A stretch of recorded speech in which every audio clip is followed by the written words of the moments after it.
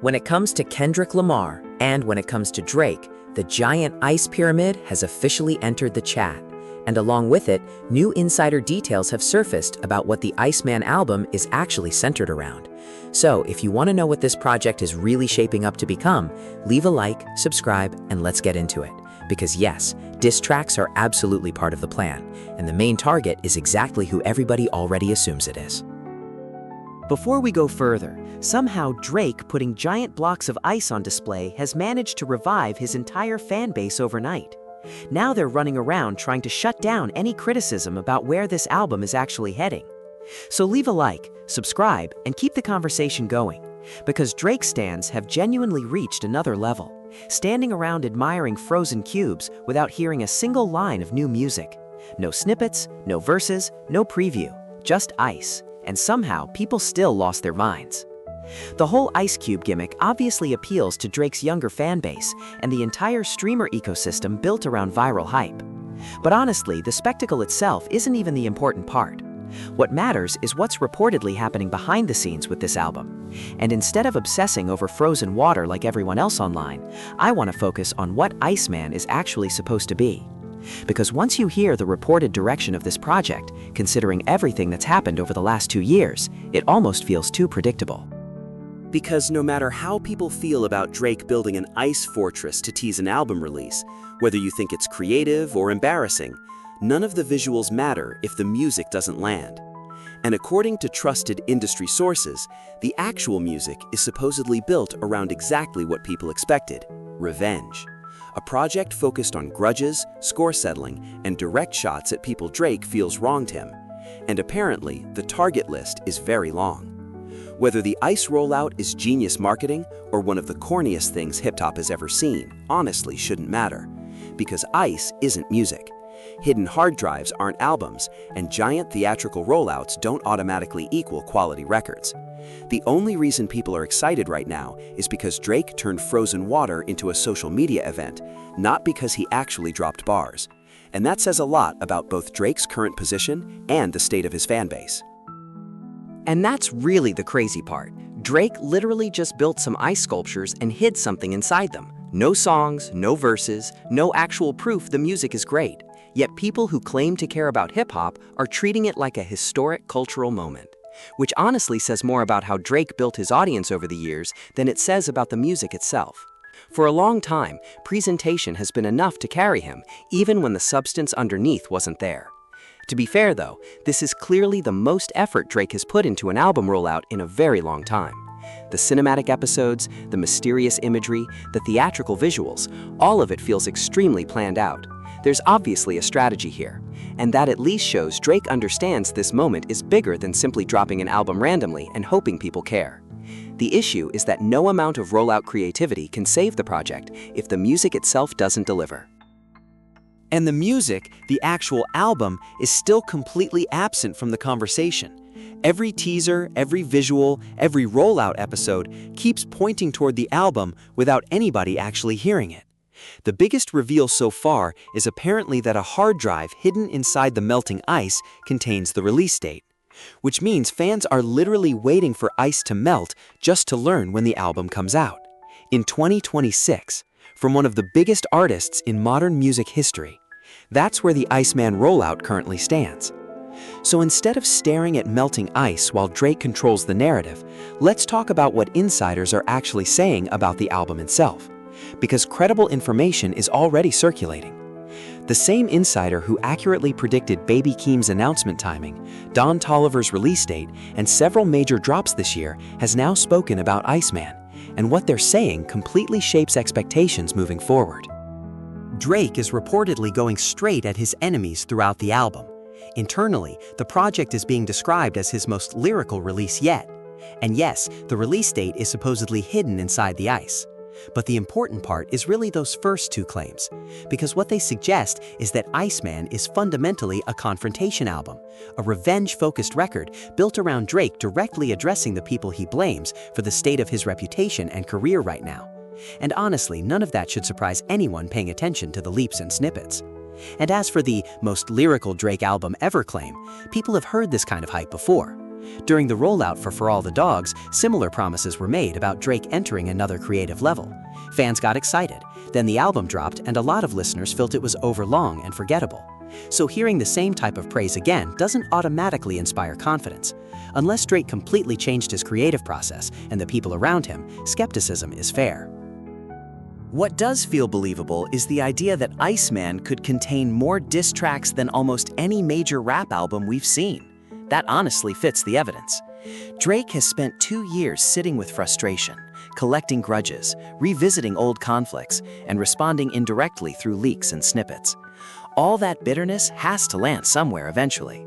And every signal coming from his camp, the revenge themes, the rollout messaging, the visuals, the social media captions, all point toward one thing: an album entirely built around settling scores. And honestly, there's a reason the OVO camp is leaning into this so heavily. It's probably the only angle that still guarantees attention for Drake right now. Because the only recent Drake content that truly generated major engagement was directly tied to the beef. What Did I Miss got attention because it addressed the drama. Other songs unrelated to the conflict barely made noise. The numbers already told Drake what audiences still care about. So naturally, Iceman is being built around that demand. And obviously, sitting at the very top of the diss list is Kendrick Lamar. Nearly 2 years after Drake first hinted at wanting another round, we're apparently approaching the moment where he finally responds properly. But honestly, the timeline itself already says a lot. A rapper truly confident in their response usually doesn't need 2 years, cinematic rollout episodes, and giant ice installations to build up toward it. The longer this has dragged on, the more desperate it has started to look. But here's the deeper issue that no amount of visuals or rollout theatrics can fix. Drake could technically create the sharpest diss record ever written. He could deliver flawless bars aimed at Kendrick. And it still wouldn't arrive cleanly, because every listener is going to remember the exact same thing immediately. This is still the artist who brought rat beef into the courtroom and tried using legal action after losing publicly. You can't treat diss tracks like legal threats and then suddenly return to making diss tracks yourself. The contradiction exists before he even says a word. And Kendrick honestly doesn't even need to respond anymore. He can stay completely silent and still benefit from the situation automatically. Because every bar Drake throws immediately gets measured against the lawsuit hanging over him. Every aggressive line gets filtered through the image of someone who tried to make aggressive rap legally dangerous. The contradiction weakens the entire project before anybody else even reacts. And Kendrick probably won't be the only target.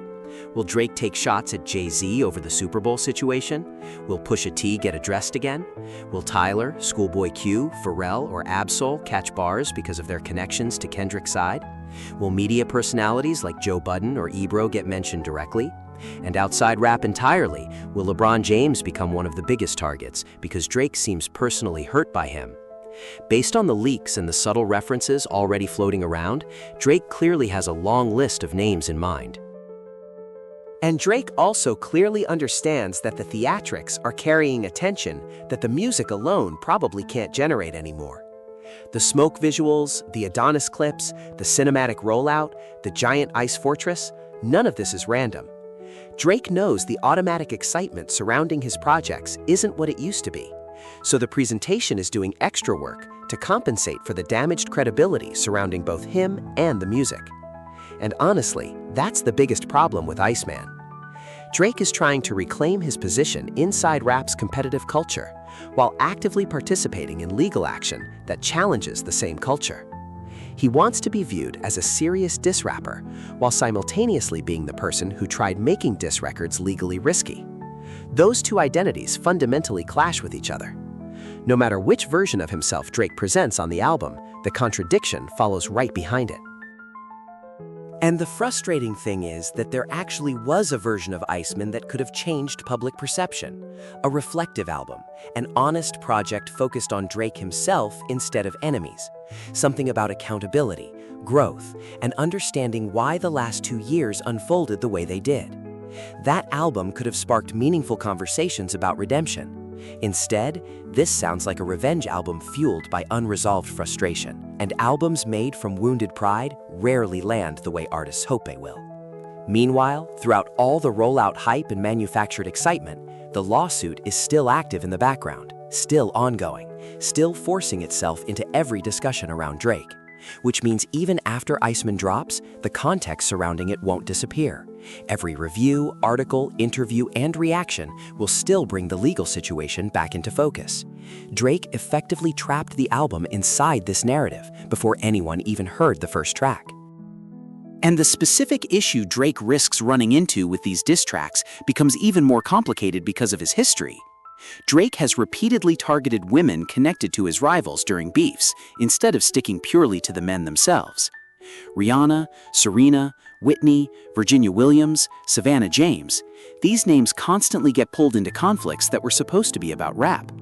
And if Iceman follows that same pattern again, every single bar aimed at those women is going to reinforce Kendrick's criticism from Lot Like Us almost perfectly.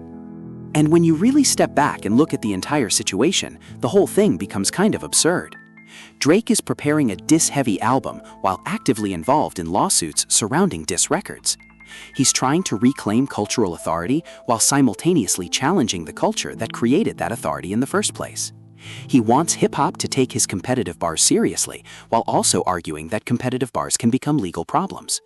Those positions simply can't coexist. And once you strip away the giant ice cubes, the smoke effects, the rollout episodes, and the snippets, the Iceman era really becomes a pretty straightforward story.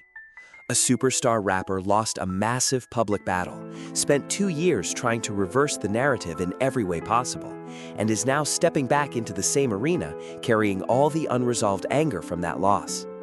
This album doesn't feel like a comeback, it feels like an extension of the crash out. And honestly, the list of potential targets alone is kind of unbelievable. Rappers, media figures, athletes, women connected to rivals, Drake has seemingly spent 2 years collecting names and grievances. Iceman could genuinely become one of the longest grudge lists ever assembled into a rap album. But more targets doesn't automatically create better music, and a project built entirely around bitterness usually doesn't get remembered as greatness. It gets remembered as documentation of a downfall. And if Drake really goes after women again on this project, which history strongly suggests he might, the backlash is already built in before the album even arrives. Every shot aimed at Savannah James makes the LeBron situation look deeply personal. Every line about Whitney reinforces Kendrick's narrative about Drake targeting families instead of rivals directly. Every Rihanna or Serena reference makes it look like Drake still hasn't emotionally moved on from years-old relationships. None of it will feel strategic. It'll just remind people why Not Like Us resonated so strongly in the first place. So Drake, if you've truly thought about this beyond the academics' live streams, the rollout theatrics, and the giant ice architecture, you probably need to think seriously about what this project means for your long-term legacy. Not the first week numbers, not the streaming stats, not whether fans defend it online, the actual legacy. Because the album that permanently defines you as the artist who couldn't process losing and spent years trapped in resentment probably isn't the album you originally intended to make, but it may be the one you're creating right now. Because the albums that genuinely last in hip-hop usually aren't built around revenge or shock value. They last because the artist says something honest, uncomfortable, and emotionally real about themselves and the world around them. And Iceman, at least based on everything we know right now, feels like the opposite of that. It feels like an album built around everything Drake refuses to confront honestly. And that disconnect, not the bars, not the beats, is where the real risk of failure lives. And when Iceman finally arrives, whenever the ice melts, the date gets revealed, and the album eventually drops, just remember what the rollout actually looked like. The ice pyramids, the smoke effects, the cinematic episodes, the leaks, the lawsuits, the endless spectacle surrounding everything. Remember that the rollout itself often felt louder than the music people were waiting for. And remember that while all of this was happening, Kendrick Lamar stayed home, stayed silent, and somehow still kept winning anyway.